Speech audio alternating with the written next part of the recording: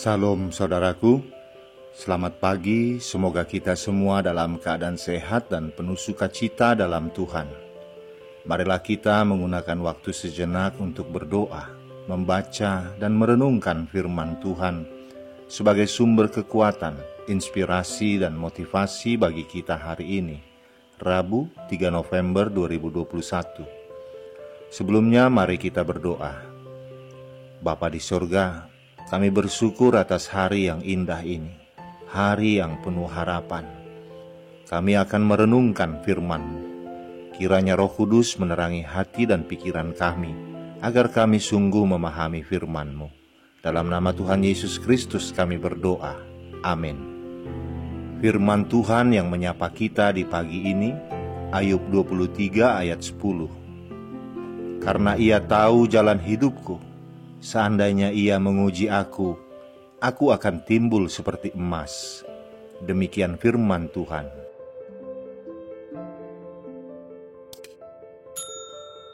Saudaraku, saat kita berbicara tentang penderitaan orang Kristen, kita akan selalu mengingat kisah Ayub. Ayub yang selalu mendapat pujian dari Allah sebagai orang yang saleh dan jujur, takut akan Allah dan menjauhi kejahatan. Bahkan Allah mengatakan, tiada seorang pun di bumi seperti dia. Ayub mengalami ujian yang berat, segala kepunyaannya habis lenyap. Ke-10 anaknya pun meninggal pada hari yang sama. Dalam semuanya itu, ia tidak berbuat dosa dan tidak menuduh Allah berbuat yang kurang patut. Ayub sujud dan menyembah Allah. Setelah melewati ujian pertama itu, Ayub tetap menerima pujian dari Allah sebagai orang yang tetap tekun dalam kesalehannya.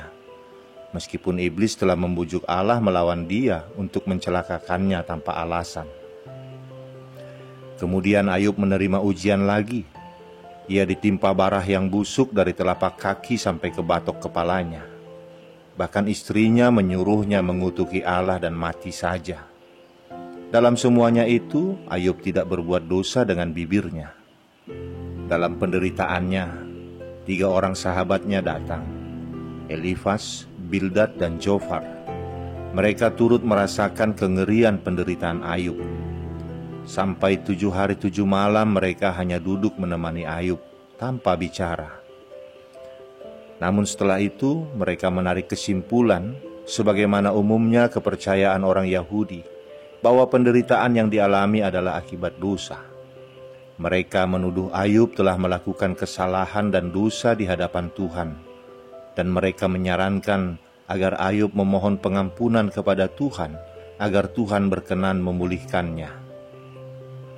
Saudaraku, setelah melewati perdebatan yang panjang tentang penderitaannya dengan sahabat-sahabatnya itu, lalu Ayub ingin membela diri di hadapan Tuhan. Ayub mempertanyakan tentang penderitaan dan penyakit yang dia alami kepada Tuhan. Penderitaannya tentu akan terasa lebih ringan jika saja dia tahu apa penyebabnya. Karena dia yakin ia tidak berbuat kesalahan atau dosa tertentu kepada Tuhan. Tetapi mengapa dia harus menderita seperti orang yang menanggung hukuman dari Tuhan? Meskipun Ayub sangat setia beribadah kepada Tuhan, ia merasa bahwa Tuhan sedang mengabaikan permohonannya. Tuhan seolah-olah tidak lagi hadir dalam pengalaman hidupnya. Pada ayat 8 dan 9, Ayub menyatakan bahwa ia tidak menemukan Tuhan kemanapun ia mencari, entah ke utara, selatan, timur atau barat. Benarkah Tuhan tidak lagi hadir dalam pengalaman penderitaan Ayub, orang saleh itu? Di tengah keputusasaannya, Ayub mendapat pencerahan. Iman percayanya kembali berkelip seperti nyala lilin di suatu ruang yang gelap. Lalu ia mengatakan, karena ia tahu jalan hidupku, seandainya ia menguji aku akan timbul seperti emas. Saudaraku, Ayub menggambarkan pengalaman dan ujian hidupnya sebagai proses pemurnian emas. Ia juga menyadari hidup ini penuh misteri, termasuk fakta bahwa Tuhan seolah diam saja. Namun dari situ Ayub belajar beriman bahwa Tuhan itu hidup dan sedang menguji dirinya. Seolah-olah Ayub ingin berkata kepada sahabat-sahabatnya, "Hai Elifas, Bildad, Zofar, sekalipun aku tak mampu menemukan hadirat Allah, aku yakin Dia hidup dan mengetahui jalan hidupku. Dia tahu jalan yang kutempuh. Aku percaya kepadanya. Setelah ujian ini berlalu, Dia akan membenarkan aku, sebab Dia tahu bagaimana aku hidup di hadapannya. Aku akan timbul seperti emas yang sudah teruji oleh api pencobaan. Aku bersaksi bahwa aku menuruti jalannya, dan firman-Nya aku simpan dalam hatiku." Saudaraku, seorang ibu sedang mencari bunga untuk ditanam di pekarangan rumahnya. Di sebuah rumah kaca ia memilih krisantemum emas yang penuh bunga bermekaran.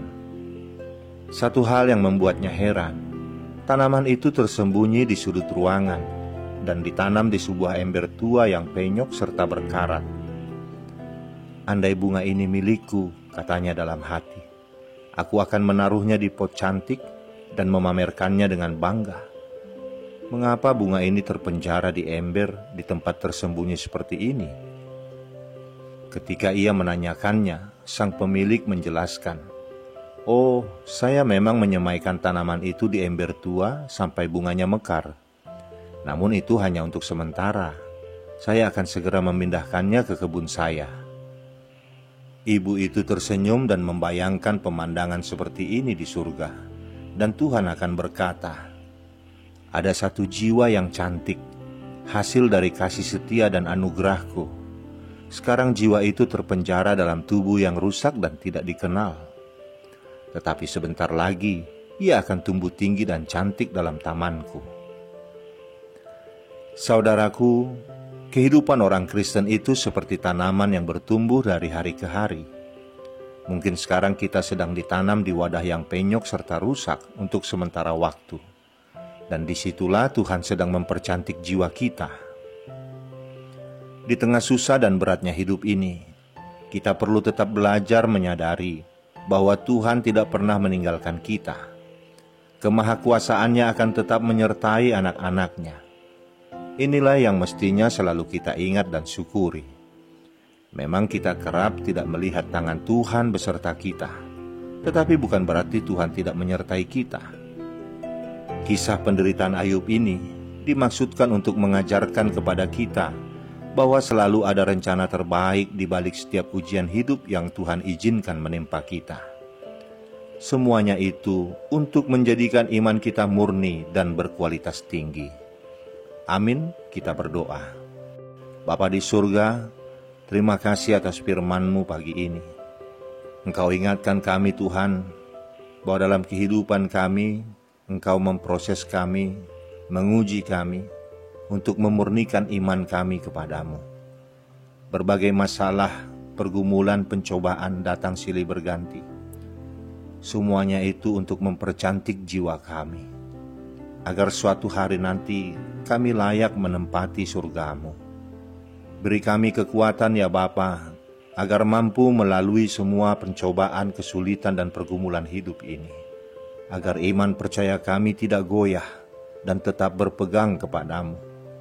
Di dalam nama anak-Mu Tuhan Yesus Kristus kami berdoa. Amin. Selamat beraktivitas saudaraku. Tuhan memberkati. Salam.